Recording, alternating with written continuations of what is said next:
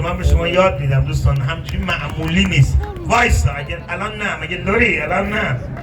ببین دستا بیاد بالا، کف دستو باز کنی، انگشتا رو اصلا فاصله بدین زیاد. محکم دست میزنین، خیلی محکم. ولی لبخند کوچولوی گوشه لبتون باید باشه، کوچولو در این حد. توی بالا آقا برو آهنگ لوری دستا باری باشه.